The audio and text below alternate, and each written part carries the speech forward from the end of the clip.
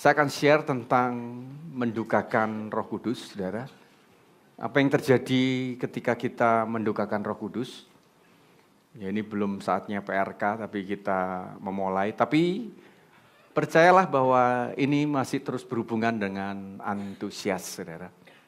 Sepertinya antusias ini tidak akan pernah selesai karena terus kalau kita berbicara tentang Roh Kudus, berbicara tentang Yesus, bicara tentang firman, itu yang menjadi pusat dari yang namanya antusias. Jadi nggak bisa, saudara, kita bicara antusias tanpa membicarakan Yesus, Roh Kudus, dan firman. Ya, jadi kita akan melihat bersama-sama sekarang apa yang terjadi, saudara, ketika kita mendukakan Roh Kudus. Dan bagaimana seseorang itu bisa mendukakan Roh Kudus. Ya, saya akan bahas secara eksposisi dari Efesus 4 ayat 30 sampai dengan 32. Ya, kita coba bedah ya bersama-sama. Ya, tapi menarik. Biasanya saudara kita hanya membaca di ayat yang ke-30. Dan janganlah kamu mendukakan Roh Kudus Allah yang telah memateraikan kamu menjelang hari penyelamatan. Biasanya yang di-highlight hanya kita nggak boleh mendukakan Roh Kudus. Nah, ternyata saudara surat Paulus kepada jemaat di Efesus ini lanjut di bawahnya ini menarik. Ya, karena ini berhubungan. Ya. Ayat yang ke-31 dikatakan begini, saudara. Segala kepahitan, kegeraman, kemarahan, pertikaian dan fitnah hendaklah dibuang dari antara kamu. Demikian pula segala kejahatan. Nah, ternyata ini ada hubungannya. Lalu 32 dikatakan, tetapi hendaklah kamu ramah seorang terhadap yang lain, penuh kasih mesra dan saling mengampuni, sebagaimana Allah di dalam Kristus telah mengampuni kamu. Jadi ternyata ada sebuah korelasi hubungan yang menarik antara kata mendukakan Roh Kudus, saudara, dengan yang namanya kepahitan, kegeraman, kemarahan, saudara. Bahkan saudara diharapkan bahwa kita saling mengampuni, saling dua sisi. Ini ada hubungannya. Ya, dan kita akan lihat bersama-sama, saudara, ya, supaya kita tahu dan kita mulai berhati-hati, ya, kita memeriksa kehidupan kita. Jangan berpikir kalau hidup saya oke-oke tapi saya nggak mendukakan Roh Kudus, jangan-jangan kita tanpa sadar. Dan kenapa saudara kita nggak antusias? Bisa saja kita sedang mendukakan Roh Kudus. Ya, kita akan lihat. Nah, sekarang kita lihat konteks besarnya dulu ya, supaya kita tahu ya. Jadi dari Efesus 4 ayat 25 sampai dengan 32 ini berisi tentang 5 kontras praktis. Itu part kalau sudah nanti baca, itu Rasul Paulus banyak membahas tentang ini, tentang bohong versus benar, tentang marah dengan versus mengendalikan diri, lalu mencuri versus bekerja, lalu perkataan yang buruk versus membangun, lalu yang kelima adalah kepahitan versus pengampunan. Nah, ini yang saya bahas adalah di poin yang 5 karena kebetulan di Efesus 4 ayat 30 sampai dengan 32 itu ternyata arahnya ke sana. Ya, tentang hubungan, saudara. Ya, karena nanti kalau saudara lihat ternyata kata mendukakan itu bicara tentang hubungan. Nah, sekarang kita lihat ya, satu persatu, perlahan-lahan. Efesus 4 ayat yang ke-30. Dan janganlah kamu mendukakan Roh Kudus Allah yang telah memeteraikan kamu menjelang hari penyelamatan. Nah, saudara, kalau kita lihat di sini bersama-sama, kata mendukakan ini bahasa aslinya adalah lupeo. Artinya apa, saudara? Membuat sedih. Ya, melukai hati. Nah, ini saudara, menyakiti secara relasional. Kata mendukakan itu. Jadi menyakiti secara hubungan, saudara. Dan kemudian saudara larangan terhadap tindakan saudara yang sedang berlangsung, saudara, atau berulang. Nah, apa maksudnya berulang? Jadi yang dimaksudkan mendukakan di sini, saudara, sebetulnya ini adalah proses yang sedang dilakukan dan terus-menerus dilakukan. Nah mungkin saudara kalau kita berpikir sejauh ini, misalkan kita ini seperti menghujat Roh Kudus, itu cuman sekali terlepas. Padahal enggak seperti itu. Atau saya enggak menghujat kok. Saya hidup saya enggak seperti itu kok. Saya buktinya enggak sering melakukan seperti itu. Tapi ternyata kata mendukakan ini saudara, secara hubungan, jika kita saudara, secara hubungan kita itu rusak dengan orang sekeliling kita, itu termasuk saudara kalau kita tidak bereskan. Saudara, kalau kita melukai satu dengan yang lain itu enggak apa-apa masihan saudara, tapi harus cepat dibereskan, dipulihkan, ya, melepaskan pengampunan. Kalau tidak, dibiarkan terus, saudara nikmati terus rusaknya hubungan itu. Dan saya mau beritahu, ini yang dikatakan ini, berlangsung atau berulang terus-menerus. Selama itu belum diputus dibereskan, maka saudara akan terus berulang-ulang. Yang dimaksud kata mendukakan itu seperti itu. Ya, jadi mungkin kita tidak menyangka toh, ya kan? Kita pikir oke kok, aman kok, ternyata tidak, saudara. Tuhan itu menciptakan kita, manusia itu segambar dengan Dia adalah hubungan Allah Bapa, Putra, dan Roh Kudus. Jadi saudara, enggak usah bingung, enggak usah kaget kalau problem terbesar kita sebetulnya di hubungan memang kan. Ya. Di pelayanan saudara akan diuji oleh hubungan. Dalam pekerjaan saudara akan diuji oleh hubungan. Dalam keluarga saudara akan diuji oleh hubungan. Itu wajar. Karena sebetulnya memang yang utama pertempuran terbesar kita itu ada di hubungan memangan saudara. Kalau sampai saudara berkata bukan di hubungan, berarti saudara bukan makhluk yang normal, abnormal berarti. Jadi kalau hari ini saudara akan berbenturan dengan hubungan, itu wajar. Tetapi saudara, kita harus menang. Kita nggak boleh kalah saudara. Ya, kita nggak boleh sampai mendukakan Roh Kudus. Ya, jadi jangan takut saudara dengan hubungan. Karena mau nggak mau saudara, kita ini adalah makhluk hubungan. Nah saudara, sekarang ketika Paulus berkata bahwa roh itu bisa didukakan. Nah ini, ia memakai bahasa sebetulnya itu adalah hubungan secara personal, bukan suasana hati. Jadi sebetulnya Paulus bukan kepada jemaat di Efesus bukan menceritakan gini loh. Dia itu suasana hatinya Roh Kudus gak suka loh kalau kamu lakukan. Bukan itu. Tapi sebetulnya kata mendukakan itu bicara tentang hubungan secara personal. Saudara, bahasa yang dipakai. Jadi jagalah hubunganmu dengan Roh Kudus dengan baik. Dengan cara engkau memperhatikan hubunganmu dengan sekelilingmu. Nah, ini bahasa yang sesungguhnya yang mau disampaikan oleh Rasul Paulus kepada jemaat di Efesus. Nah, kenapa saudara hubungan itu penting? Karena jika hubungan kita dengan Roh Kudus terganggu, saudara, maka saudara doa kita akan terasa kering.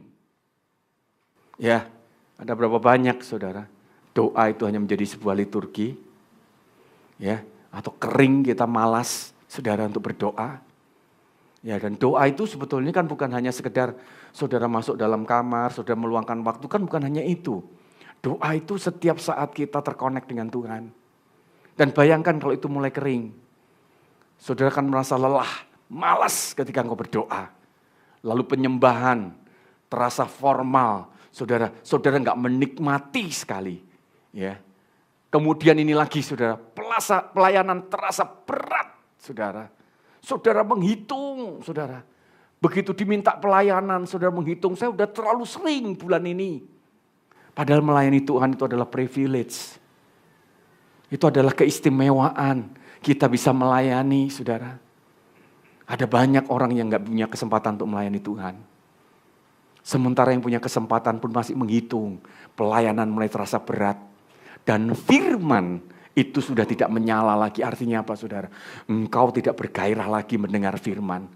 Bahkan di dalam kehidupan bukan hari Minggu, tetapi hari-hari biasa ketika engkau membuka Alkitab, engkau sudah tidak tertarik lagi. Engkau sudah tidak ada percikan-percikan sesuatu hal yang baru di dalam firman.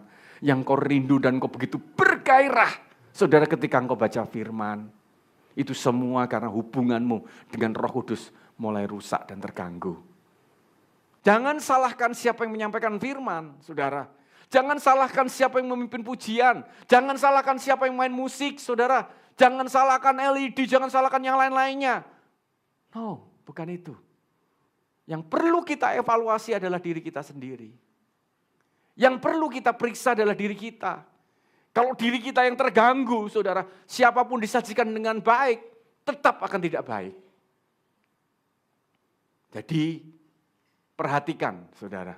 Nah, dampaknya, saudara, ketika hubungan dengan kita Roh Kudus tadi mulai terganggu, juga ini terjadi ini. Kepekaan kita akan menurun. Kita udah mulai nggak peka lagi. Sepertinya Tuhan nggak pernah berbicara kepada kita lagi. Nggak mulai menegur lagi. Sukacita kita mulai memudar. Kita nggak punya sukacita. Dan ini, saudara, semangat melemah, antusias itu mulai padam. Ya, mulai nggak ada antusias lagi. Orang ketemu dengan kita itu flat, nggak ada sesuatu hal, nggak ada percikan gairah yang orang rasakan. Orang yang flat itu nggak menyenangkan loh, saudara. Orang yang dingin itu nggak menyenangkan loh, saudara. Saudara, sisi komunitasmu tuh kalau engkau antusias itu akan menarik banyak orang. Ya, orang tuh datang karena dia senang. Orang yang berbeban berat datang, saudara, tiba-tiba antusias terjadi. Tapi coba, saudara, kalau isinya orang-orang yang patah semangat, nggak menarik komunitas itu. Ya, jadi saudara mulai periksa, ini kenapa penting hubungan ini, saudara.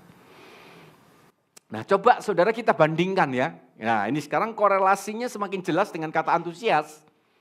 Karena di dalam 1 Tesalonika 5 ayat 19 dikatakan, janganlah padamkan roh. Ya. Sementara di Efesus 4 ayat 30, dan janganlah kamu mendukakan roh. Jadi di 1 Tesalonika 5 ayat 19 berbicara tentang api roh yang dipadamkan, saudara. Sementara Efesus 4 ayat 30 berbicara tentang hati roh yang disedihkan. Nah, dua-dua ini saudara punya sebuah korelasi hubungan yang menarik. Bahwa ternyata orang yang mendukakan juga sekaligus memadamkan roh. Saudara, nah, kata memadamkan, saudara, di sini dalam bahasa Yunaninya adalah artinya memadamkan api. Sama persis dengan antusias. Itu mulai padam, semangat semuanya. Saudara, tidak ada, saudara, kegairahan tidak ada lagi. Nah, roh yang didukakan, ya, akan menghasilkan hati yang dingin. Sementara hati yang dingin, itu akan menghasilkan antusias yang padam. Atau sama dengan memadamkan roh. Nah, jadi saudara, ada sebuah korelasi hubungan bagaimana ketika kita mendukakan, maka otomatis saudara, kita itu akan mulai padam antusias kita. Kapan kita mendukakan? Ketika nanti kita akan perjelas lagi di ayat selanjutnya. Ketika kepahitan itu kita izinkan bercokol dalam kehidupan kita dan kita tanpa bereskan apapun di sekeliling kita. Ya, ini akan membuat sadar nggak sadar mulai padam. Nah, keduanya saudara saling melengkapi. Ya, roh yang didukakan saudara membuat relasi hubungan itu menjadi dingin. Ya, menjadi dingin. Dan ketika hubungan itu menjadi dingin, saudara, berarti api antusias itu akan mulai meredup perlahan-lahan. Jadi ternyata yang membuat kita antusias itu adalah hubungan kita dengan Tuhan. Hubungan kita dengan Roh Kudus. Hubungan kita dengan firman, saudara. Ya, firman itu semakin kita gali, semakin kaya yang keluar. Kekayaan yang keluar.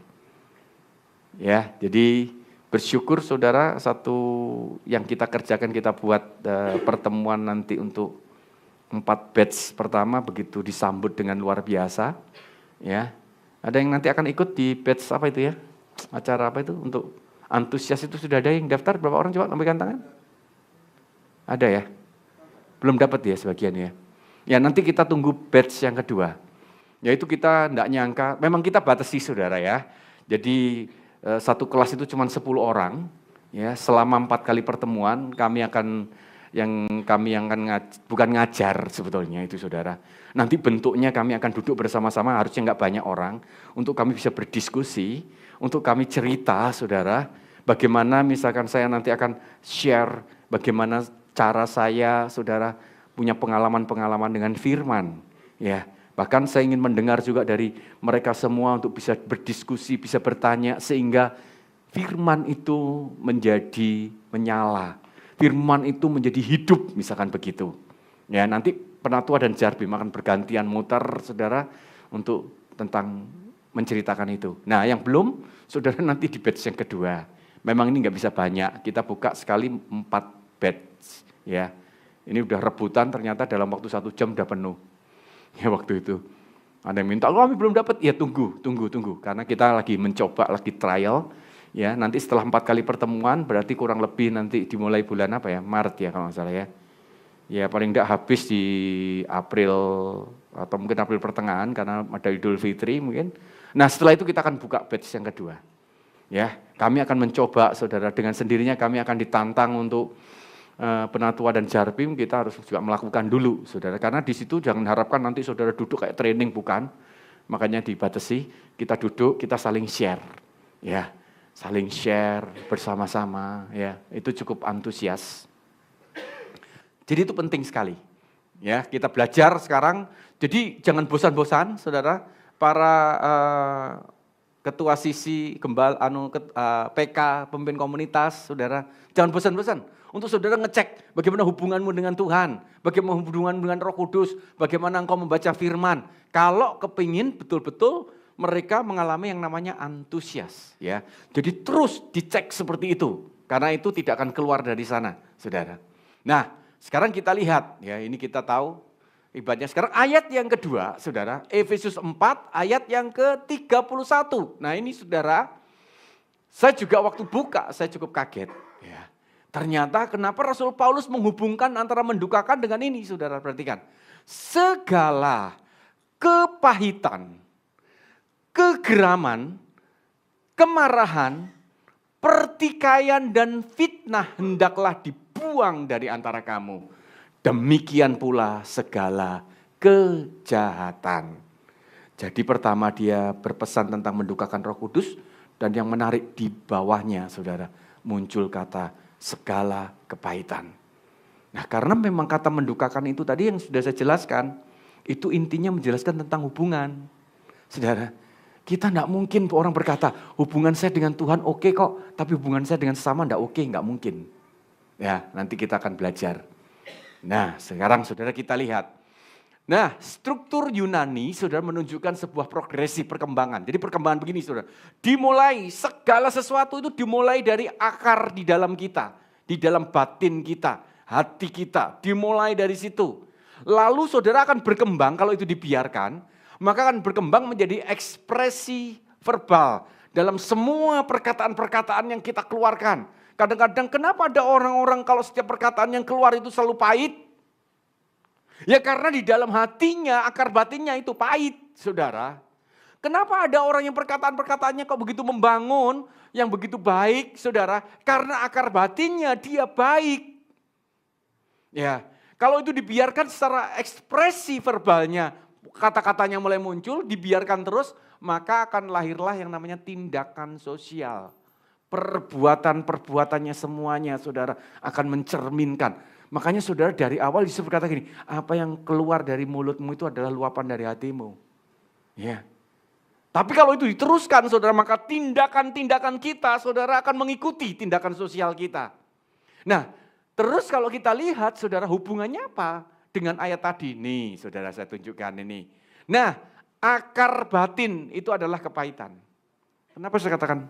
Alkitab mengatakan kepahitan itu akar dari dosa, saudara. Kalau saudara pernah belajar 7 prinsip dasar kekristenan, ada 3 akar dosa, saudara. Yang pertama adalah kepahitan, yang kedua adalah cinta akan uang, dan yang ketiga adalah kenajisan. Dari 3 itu, saudara, ada satu sumber dari segala sumber, yaitu kesombongan. Jadi kalau saudara pakai pohon itu kelihatan, kesombongan melahirkan 3 akar dosa itu. Ya, kepahitan, cinta akan uang, dan kenajisan. Baru di atasnya itu muncul banyak buah-buah dosa. Nah banyak orang melihat hanya di buahnya. Padahal kalau tanpa ada akarnya, nggak mungkin, saudara. itu bisa berbuah. Kalau akarnya bersih, nggak ada buahnya. Buahnya akan bersih. Ya, jadi dari sini saudara akar batinnya dimulai dari kepahitan. Jadi jangan dibiarkan. Bapak Ibu kalau ngeluka, nggak apa-apa kok saya biarkan. No. Setelah itu, setelah kepahitan, maka ekspresi verbalnya itu tadi saudara dikatakan kegeraman, kemarahan itu akan muncul di ekspresi verbal dari kata-kata. Nah kalau itu dibiarkan terus saudara akan muncul tindakan sosial yaitu pertikaian dan fitnah. Nah saudara jelas ya, ternyata yang ditulis di Alkitab itu jelas saudara. Ya, sesuai dengan dari struktur Yunani ini sudah dikatakan, oh ini loh, kalau diteliti sudah perkembangan bagaimana caranya bergerak. Nah, saudara, kepahitan saudara itu akan mendukakan roh. Karena kita mendukakan roh maka hubungan kita akan terganggu, saudara. Ya, relasi kita baik dengan Tuhan, dengan Roh Kudus, dengan sesama. Loh kok bisa terganggu, saudara? Iya. Nanti saya akan jelaskan. Kemudian karena itu saudara antusias akan hilang. Jadi saudara ternyata kalau kita bicara antusias, kalau antusias supaya nggak hilang saudara, engkau harus tetap menjaga ya hubungan kita dengan Tuhan, dengan Roh Kudus, dengan firman. Saudara, jangan mendukakan, jangan simpan yang namanya kepahitan. Ya, jangan pernah simpan. Saya pernah katakan bahwa luka itu biasa saudara. Ya, siapa yang nggak pernah melukai? Coba angkat tangan. Yang merasa tidak pernah melukai. Ada di tempat ini? Yang merasa tidak pernah terluka, angkat tangan. Yang merasa sering melukai, angkat tangan. Loh kan saya tanya, saudara. Semua kan tadi kan merasa pernah terluka, pernah melukai. Saya tanya, yang pernah melukai, angkat tangan coba. Loh, saya pun angkat tangan, saudara, di atas ini, saudara. Saya aja ngomong begini sudah bisa terluka kok. Loh iya kan? Siapa bilang gak bisa terluka? Loh, luka itu hal yang wajar, saudara. Bahkan, saudara, orang tuh tersenyum aja bisa melukai kok. Saudara itu tersenyum aja orang bisa terluka loh. Terus dia ngomong gini, senyumnya kok sinis ya? Loh repot saudara. Padahal saudara itu sariawan, saudara. Senyumnya kok sinis ya? Ya gitu. Terus kalau saudara lihat gitu kan, karena saudara minus, gak pakai kacamata. Saudara kok matanya melotot begitu loh. Repot loh saudara. Iya kan? Saudara disapa, iya kan? Gak dengar dikatakan sombong, iya kan? Tapi begitu disapa, didatangi, disenyumin, ngomongnya sinis loh, repot saudara. Jadi luka itu bisa kapanpun. Ya, bisa terjadi, makanya wajar. Yang nggak boleh itu lukanya itu terlalu lama. Itu yang nggak boleh. Ya. Karena kalau luka lama itu jadi apa? Jadi borok. Sudah tahu borok? Kalau borok itu saudara luka sedikit saya kena kesenggol nggak sakit. Kalau borok saudara kesenggol sedikit sakit. Makanya itu tadi saudara. Kalau orang udah borok, luka dibiarkan terlalu lama, saudara, dilihat tersinggung, kelihatan matanya melotot terus itu, ya kan? Terus disapa nggak kelihatan, budek gitu kayaknya orang itu, sombong budek lagi, ya kan? Terus tersenyum, senyumnya kok sinis begitu, ya ketemu aja saudara, lewat aja, udah sakit hati saudara, ya kan? Nah itu karena borok saudara, makanya saya katakan bahwa luka itu nggak apa-apa, tapi cepat sembuh, ya karena nggak mungkin kita nggak terluka. Siapa bilang ngomong orang nggak pernah terluka? Bahkan kadang-kadang luka itu saudara akan membentuk kita, akan belajar. Siapa rindu belajar mengampuni? Sampaikan tangan. Semua kepingin kan? Ya sudah pernah berdoa minta Tuhan berikan saya hati yang mengampuni gitu? Ya itu sama, sudah berdoa Tuhan kirimkan orang untuk menyakiti saya, itu sama. Oke, ya. Jadi jangan kaget ya. Kalau Tuhan berikan aku hati yang mengampuni. Tiba-tiba muncul, sling, suamimu. Istrimu. Ya memang saudara harus seperti itu. Dan saudara harus mengampuni. Saudara katanya udah berdoa, Tuhan jawab. PJ-nya katanya, cuing.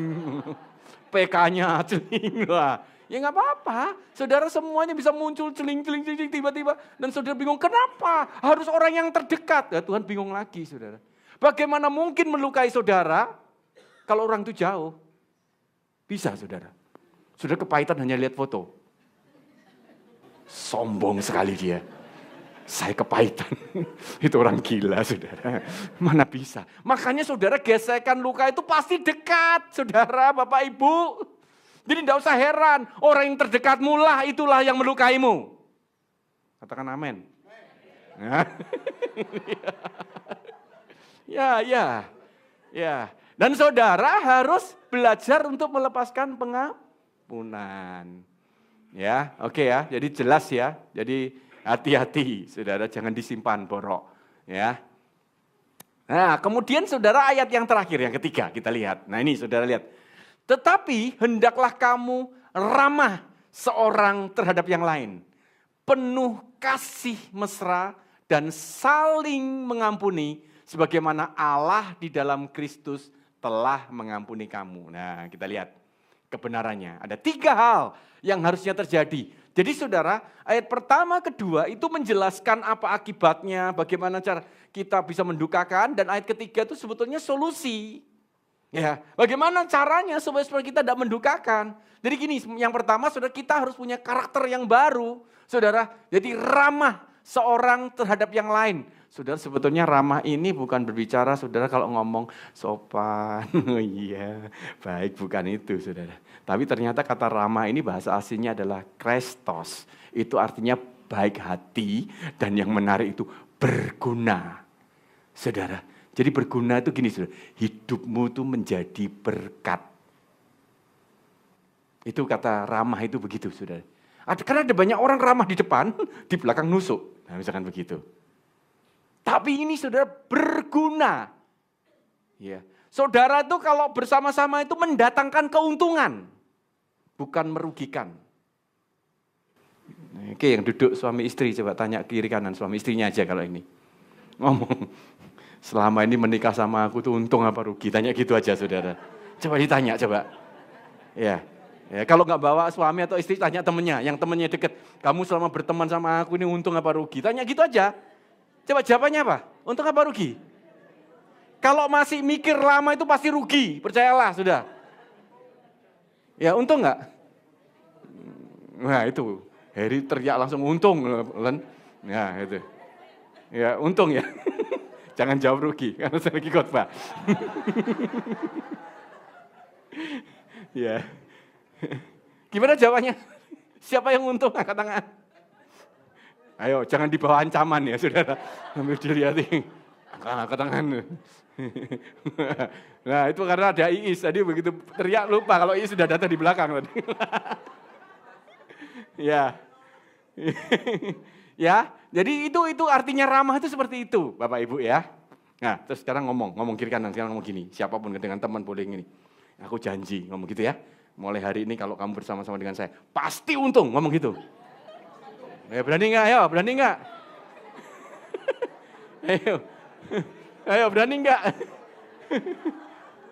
Kalau butuh direkam, nggak apa-apa. Saudara suruh ngomong lagi, ngomong rekam, ayo. Sebagai bukti, saudara janji. Oke ya, udah didengar ya, janji ya, pasti menguntungkan ya. Nah, saudara, selanjutnya setelah kita punya ini saudara, yang kedua adalah penuh kasih mesra, saudara. Berbelas kasihan mendalam, saudara. Ya, dan yang penting ini, saudara. Secara literal itu artinya berhati lembut, saudara, dari dalam. Hati lembut itu apa, saudara? Teachable. Mau diajar, mau ditegur, itu poinnya di sana. Jadi, saudara, kita tuh punya hati gini. Sebetulnya nggak ada masalah. Ketika engkau membangun hubungan, saudara, kita tuh siap untuk dikoreksi, ditegur dan sebagainya. Ya. Kemudian saudara, yang kedua adalah, nah ini yang penting saudara, tindakan anugerah. Nah ini saudara, saling mengampuni, saling ya. Ya, memberi anugerah, itu akar katanya adalah kasih karunia. Jadi saudara ternyata mengampuni itu adalah melepaskan anugerah. Nah orang ini akan sulit melepaskan anugerah kalau dia tidak pernah menyadari anugerah yang dari Tuhan. Oke. Yesus mati buat kita itu adalah anugerah. Keselamatan yang kita terima itu adalah anugerah, saudara. Maka kalau kita tidak menyadari itu, kita sulit sekali melepaskan anugerah. Dan tindakan mengampuni itu adalah anugerah, saudara.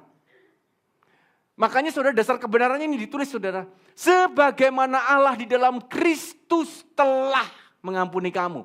Pengampunan horizontal itu bersumber dari pengampunan vertikal. Saudara, Bapak Ibu, dengar baik-baik ya.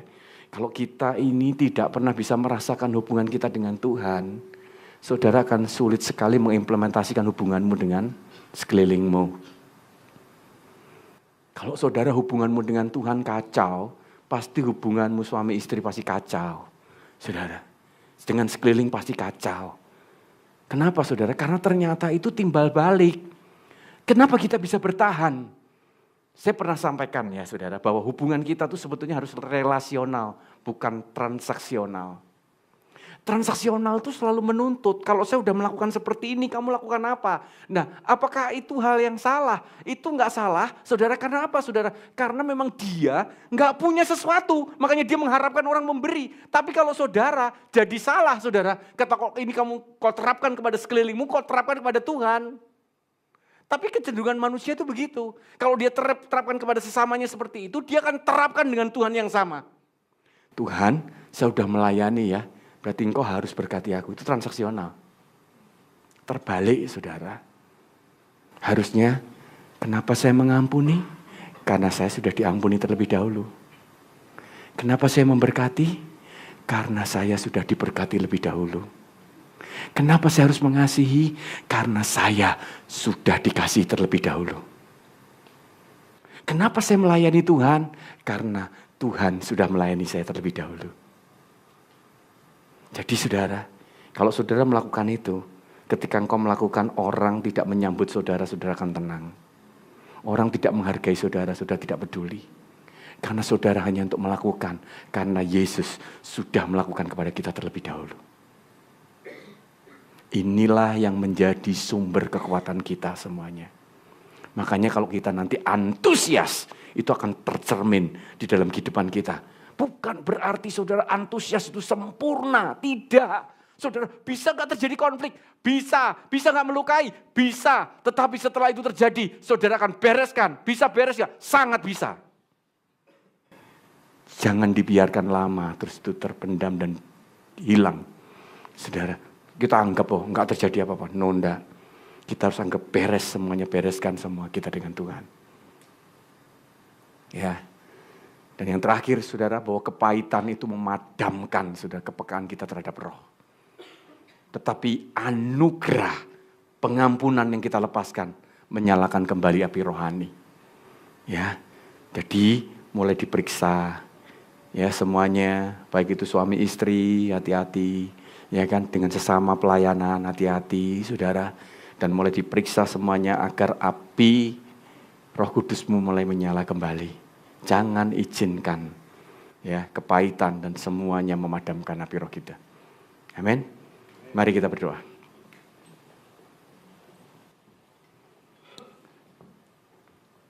Kami serahkan setiap kebenaran yang dilepaskan hanya dalam tangan-Mu. Engkau sendiri yang akan memerdekakan kami. Engkau sendiri yang akan menuntun setiap kami. Hamba-Mu selesai, tapi Engkau tidak pernah selesai. Engkau akan terus Tuhan menuntun dan berbicara kepada kami.